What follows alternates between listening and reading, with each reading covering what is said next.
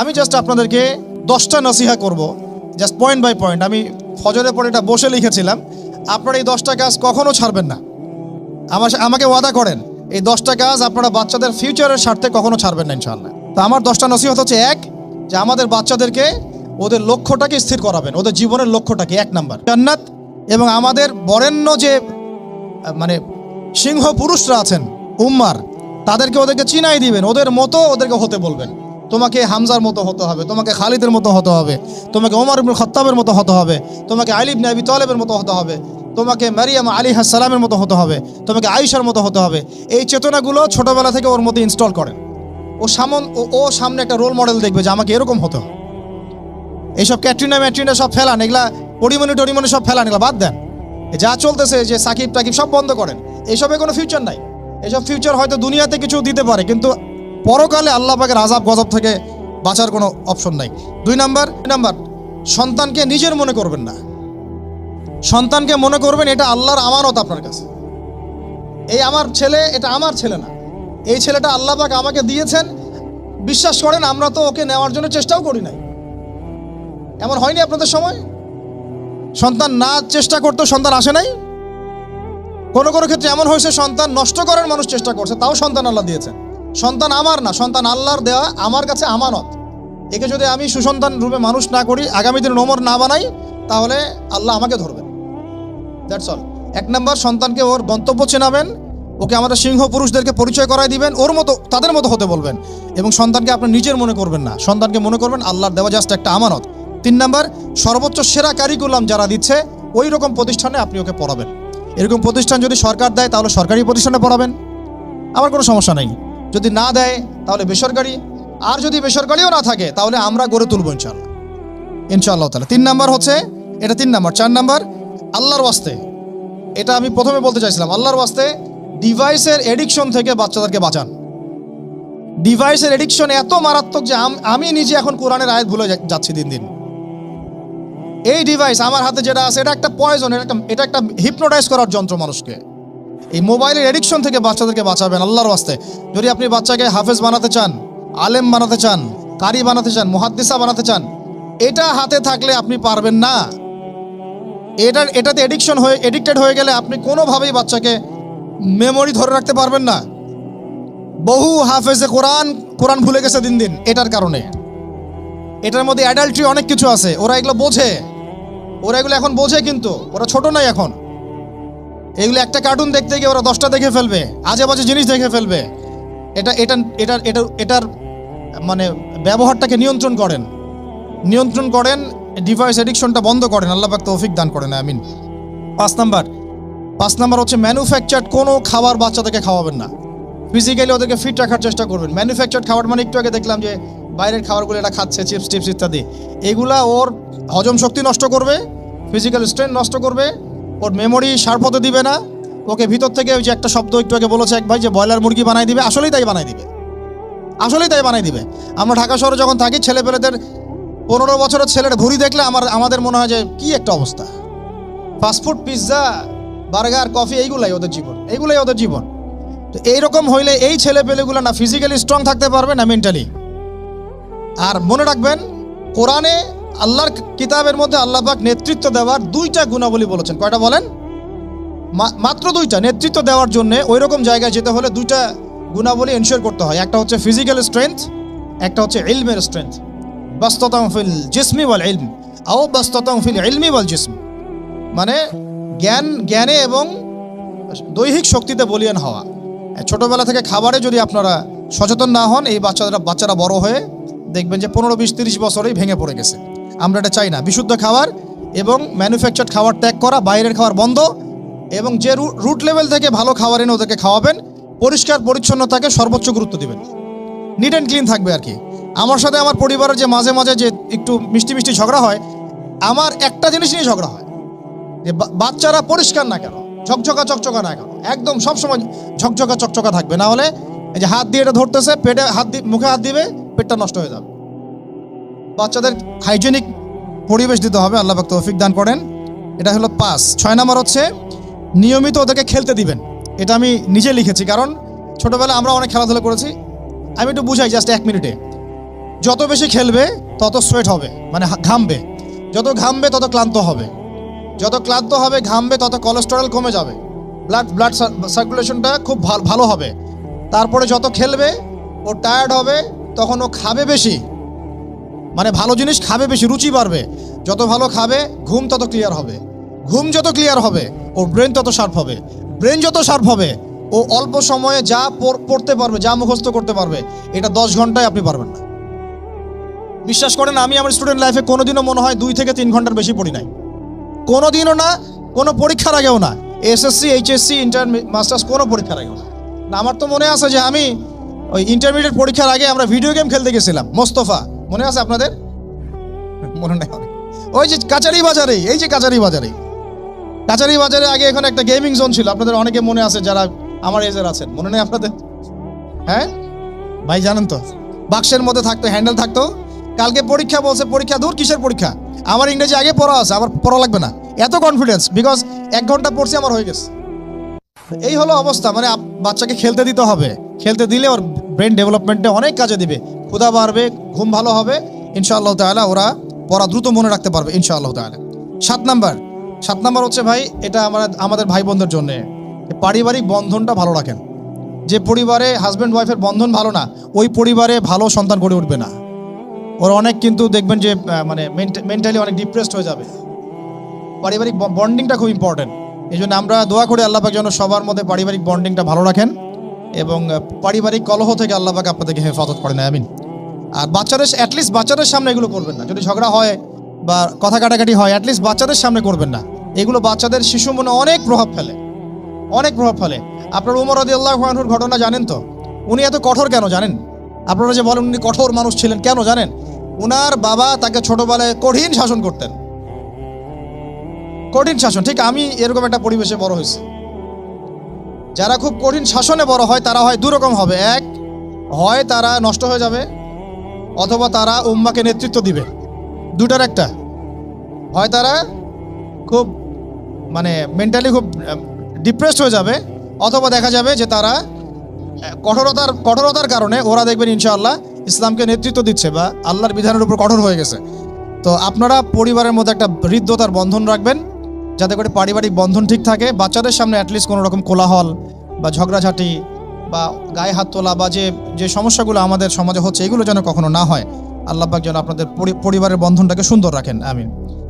আর 8 নাম্বারটা হচ্ছে বাবাদেরকে বলছি আমি, যে বাবাদের উচিত হবে, মাদের দায়িত্ব না শুধু সন্তানদেরকে সময় দেয়া, বাবাদেরকে সন্তানদেরকে সময় দিতে হবে। Because brother, you are not a money making machine at all. আপনি মানি মেকিং কোনো মেশিন না, আপনার কাজ শুধু টাকা আর্ন করা না, তো আপনার আমার কাজ হচ্ছে বাচ্চাকে সময় দেয়া। কোরআন আপনি খোলেন, কোরআনের মধ্যে আপনি মা এবং ছেলের কোনো কনভারসেশন পাবেন না। আমার জ্ঞান ক্ষুদ্র, যদি থাকে আমাকে জানায়েন, যে কোনো জায়গায় যদি থাকে, কোনো জায়গায় যদি পান মা এবং ছেলের কনভারসেশন আমাকে জানায়েন। আমি কোথাও কোরআনে মা এবং ছেলের কোনো কনভারসেশন পাই নাই, মা এবং সন্তানের কোনো কনভারসেশন পাই নাই। আমি যদি ভুল হই বা আমার যদি জানা না থাকে আপনি আমাকে জানাই দিন। আমি সব জায়গায় পাইছি বাবা ছেলে, বাবা ছেলে, বাবা ছেলে, বাবা এবং ছেলের কনভারসেশন। তার মানে কোরআন আমাদেরকে হেদায়েত দিচ্ছে যে বাবাদেরকে সময় দিতে হবে ছেলেদেরকে। ইউসুফ তার বাবার সাথে কথা বলছেন, ইউসুফের বাবা তার ছেলের সাথে কথা বলছেন, লুকমান আলাইহিস সালাম তার ছেলেকে নসিহত করছেন, ইব্রাহিম আলাইহিস সালাম তার ছেলেকে বলছেন আমি তোমাকে জবাই করার স্বপ্ন দেখেছি। মা ছেলের কনভারসেশন খুব পাওয়া যায় না। আমি জানি না, কোনো জায়গায় থাকতে পারে, থাকলে আমাকে জানায়েন, কিন্তু আমি পাইনি কখনো। তো বাবাদেরকে বলবো আপনি সন্তানকে সময় দেন, because you are not a money making machine at all. আপনি কোনো মানি মেকিং মেশিন নন। এটা হলো 8 দুটো বলে শেষ করতেছি। 9 নাম্বার হচ্ছে সন্তানকে চাপ দিবেন না, চাপ দিয়ে ওকে জোর করে কোনো কাঠামো দেওয়ার চেষ্টা করবেন না, বরং আপনি খুঁজে বের করেন আপনার সন্তানের মধ্যে ইউনিক প্রতিভা কি আছে। এই মেয়েটার মধ্যে হয়তো একটা প্রতিভা আছে যেটা আমার মেয়ের মধ্যে নাই, এর মধ্যে একটা প্রতিভা আছে ইউনিক যেটা ওর মধ্যে নাই, ওই ছেলেটার মধ্যে একটা প্রতিভা আছে যেটা আবার এই মেয়ের মধ্যে নাই। আপনি কখনো কারোর সাথে কারো তুলনা করবেন না। তুমি মারিয়ামের মতো ফার্স্ট হতে পারো নাই কেন, তুমি ওই সুমাইয়ার মতো সেকেন্ড কেন হলো না, তুমি ওই আবদুল্লাহর মতো কেন ফার্স্ট হলো না, কখনো এরকম তুলনা করবেন না। এগুলো করলে ছেলেরা ভিতর থেকে, মেয়েরা ভিতর থেকে খুব ডিপ্রেসড হয়ে যায়, আত্মবিশ্বাস হারায় ফেলে। ওরা মানে মনে করে হয়তো আমার দ্বারা কিছু হবে না, বরং আপনি আরো উৎসাহিত করবেন। কোনো সমস্যা নেই বাবা, কোনো সমস্যা নেই আম্মু, এবার পরও নেই, পরে এবার হবে ইনশাআল্লাহ। বরং তাদেরকে সময় দিবেন এবং খুঁজে বের করবেন যে কোন প্রতিভা আপনার মেয়ের মধ্যে, আপনার ছেলের মধ্যে আছে। কেউ দেখবেন খুব ভালো লিখতে পারে, কেউ ভালো আবৃত্তি করতে পারে, কেউ ভালো নেতৃত্ব দিতে পারে, কেউ ভালো দেখবেন যে মাশাআল্লাহ মুখস্থ করতে পারে। প্রতিভা বিচক্ষণতার সাথে ফাইন্ড আউট করতে হবে। এটা আমার কাজ বাবা হিসেবে, আপনার কাজ মা হিসেবে। আল্লাহ পাক আমাদেরকে এটা করার তৌফিক দান করেন। আমি জোর করে চাপায় দেওয়া যাবে না। আর একটা নসিহত শেষ, সেটা হলো আমরা তো 5 ওয়াক্ত নামাজ পড়বই, বাচ্চাদেরকে তো ইসলামিক পরিবেশ দিবই। আমাদের তাহাজ্জুদের ওয়াক্তে 2 রাকাত নামাজ পড়াটাকে আপনার উপর ফরজ করে নেন। তাহাজ্জুদের ওয়াক্তে অন্তত 2 রাকাত নামাজ পড়াকে আপনার আমার উপর ফরজ করে নেন। যদি ওটা ফরজ না, ফরজ করে নেন, কারণ ওই সময় দোয়া যেগুলো করা হয় আল্লাহর কাছে একদম সরাসরি কবুল হয়। আপনাদেরকে আমি একজন মনীষীর কথা খালি বলবো, ইমাম বুখারী রাহিমাহুল্লাহ, নাম শুনেছেন আপনারা? তার কিতাব কিয়ামত পর্যন্ত ইনশাআল্লাহ পড়ানো হবে। ওইটা না পড়ে কেউ আলেম হয় না, তাই না বিষয়টা? তিনি যে একসময় অন্ধ ছিলেন আপনারা কি জানেন? তিনি যে একসময় চোখে দেখতে পারতেন না, আপনারা কয়জন জানেন?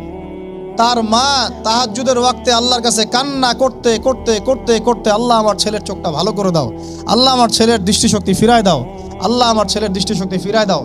মায়ের এই দোয়া আল্লাহ পাকের আরশ পর্যন্ত পৌঁছে যায় অলৌকিকভাবে, মিরাকুলাসলি। ইমাম বুখারী রাহিমাহুল্লাহ সকালবেলা উঠে চোখে দেখা শুরু করেছে। আজকে ইমাম বুখারী কি এবং তার কিতাবের মূল্য কি, তার মর্যাদা কোথায়, তার কিতাব না পড়লে আমাদের মধ্যে কোনো মানুষ আলেম হতে পারবে না, এটা আমরা এখন স্বতঃস্বীকৃত। কিভাবে হয়েছে ভাই বোনেরা? দোয়ার মাধ্যমে। প্রচুর দোয়া করতে হবে সন্তানদের জন্য। আমি যতবার বাইতুল্লাহ যতবারই জিয়ারত করেছি, তাওয়াফ করেছি, প্রত্যেক তাওয়াফে আমি সবসময় দোয়া করি আমার ছেলে মেয়েদের জন্য। আল্লাহ আমার ছেলে ওসমানকে ওসমান রাদিয়াল্লাহু আনহুর মতো বানাও। শর্টকাট দোয়ার কি? আমার ছেলে মেয়ে মারিয়ামকে মারিয়াম আলাইহিস সালামের মতো বানায় দাও। আল্লাহ আমার মেয়ে আয়েশাকে আয়েশা রাদিয়াল্লাহু আনহার মতো বানায় দাও। আল্লাহ আমার ছেলে ওমরকে ওমর ইবনুল খাত্তাবের মতো বানায় দাও। আপনারা এভাবে দোয়া করতে থাকুন। দোয়া কবুলের সময়গুলো খুঁজে খুঁজে বের করে দোয়া করতে থাকতে হবে ইনশাআল্লাহ। বাবা মার দোয়া আল্লাহ পাক ফেলবেন না ইনশাআল্লাহ। আল্লাহ পাক আমাদেরকে এই বিষয়গুলো আমল করার তৌফিক দান করেন। আর সব সময় ছেলে মেয়েদেরকে আত্মবিশ্বাস দিবেন। যত তাদেরকে কনফিডেন্স দিবেন, ওরা আরো ভালো করবে। যত ধমক দিবেন, এই তুই পারিস না, তোর দ্বারা হয় না, তুই কি করস, ইত্যাদি ইত্যাদি, তত দেখবেন ও আর পারতেছে না। আমি বেসিক্যালি ছোট থেকে যে বড় হয়েছি, এই জিনিসটার অনেক ঘাটতিতে বড় হয়েছে। কনফিডেন্স না দেয়া। তবে সবাই সব কিছু হয় না, কিছু ব্যতিক্রম বিষয় থাকে। কিন্তু আমি যেটা রিয়েলাইজ করেছি, একটা মানুষকে যখনই কনফিডেন্স দেওয়া হয়, সে অনেক ভালো করে। যখন আপনি তাকে আন্ডারস্টিমেট করবেন, সে ভালো করতে পারবে না। তাই আল্লাহর ওয়াস্তে আমাদের বাচ্চাদের উপরে চাপ না দিয়ে আত্মবিশ্বাস দিবেন, ভালোবাসবেন, মহব্বত করবেন, ওকে উৎসাহ দিবেন, দেখবেন ইনশাআল্লাহ ও আরও ভালো করতেছে ইনশাআল্লাহ।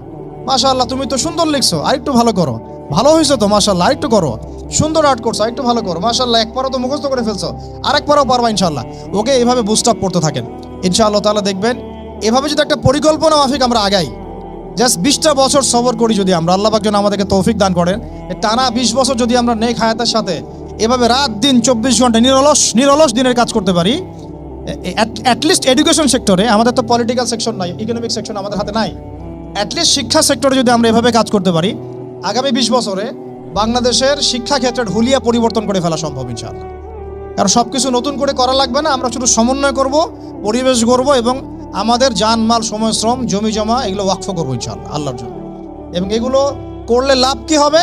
ওই বিখ্যাত হাদিসটা দিয়ে শেষ করতেছি, যে নবী সাল্লাল্লাহু আলাইহি ওয়াসাল্লাম বলেছেন, ইযা মাতাল ইনসান, যখন মানুষ ইন্তেকাল করবে বা করে, ইনকাতা আনহু আমালু, তার আমল নামাটা কেটে দেওয়া হয়, বন্ধ হয়ে যায়। ইল্লা সালাস, 3টা রাস্তা খালি জারি থাকে। 1 নম্বরই হচ্ছে সাদাকায়ে জারিয়া, মানে এমন সাদাকা, এমন কন্ট্রিবিউশন যেটা আমার ইন্তেকাল, আপনার ইন্তেকালের পরেও একেবারে চলতে থাকবে, লং টাইম সাস্টেন করতে থাকবে, এটা একটা। 2 নম্বর ওয়ালাদুন সালেহ, আমার নেককার সন্তান বা আপনার নেককার সন্তান, যে আপনার আমার জন্য কালকে আমাদের মানে পরকালে বারজাখের জীবনে আমরা যখন থাকবো তখন তারা দোয়া করতে থাকবে। আর আমি বলছি, আমার ওমরই শুধু আমার ছেলে না, আপনাদের সবার সন্তান আমার সন্তান, আপনাদের সবার মেয়ে আমার মেয়ে। আমি এভাবে কখনো চিন্তা করি না যে প্রতিষ্ঠানগুলো আমরা করতেছি বা যে প্রজেক্টগুলো আমরা নিচ্ছি হাতে, এগুলো শুধু আমার ছেলের জন্য, আমার মেয়ের জন্য, কোশ্চিন কালেও না। এ দেশের প্রত্যেকটা শিশু আমার শিশু, আমার ছেলে আমার মেয়ে। এদেশের প্রত্যেকটা বোন আমার বোন, এদেশের প্রত্যেক ভাই আমার ভাই। ওইভাবে চিন্তা করে আমাদেরকে না গেলে আমরা জাতিগত পরিবর্তন আনতে পারবো। তখন আমরা স্বার্থপর হয়ে যাবো, আমার ছেলে বাঁচতেই হইলো, আমার মেয়ে বাঁচলেই হইলো। তখন হবে কি, আমার ছেলে আদতে বাঁচতে পারবে না, আমার মেয়েও বাঁচতে পারবে না, কারণ ফিতনা যখন সব জায়গায় ছড়ায় পড়বে আমার ঘরেও তো ঢুকবেই, স্বাভাবিক। আর শেষ নম্বরটা হচ্ছে আল ইলম, এমন জ্ঞান ইউনতাফাউ বিহিন নাস, যে জ্ঞান দিয়ে মানুষ উপকৃত হয়। এই হলো শিক্ষা প্রজেক্টগুলো। আল্লাহ পাক এই হাদিসটার উপর আমাদের সবাইকে আমল করার তৌফিক দান করেন, আমিন। আর আমি লম্বা করছি না, আপনাদের অনেকেই ক্ষুধার্ত, আমাদের বাচ্চারা ক্ষুধার্ত।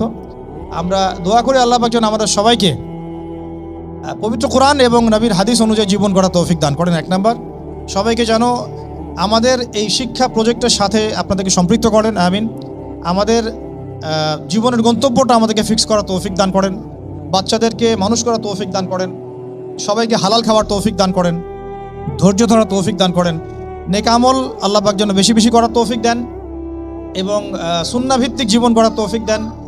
এছাড়াও আমি দোয়া করি মন থেকে আল্লাহ পাক যেন আমাদের বাচ্চাদেরকে সুস্থ রাখেন, আমাদের প্যারেন্টসদেরকে সুস্থ রাখেন, টিচার্সদেরকে সুস্থ রাখেন এবং আমাদেরকে সুস্থতার সাথে আল্লাহ পাক লম্বা সময় দিনের কাজ করার তৌফিক দান করেন।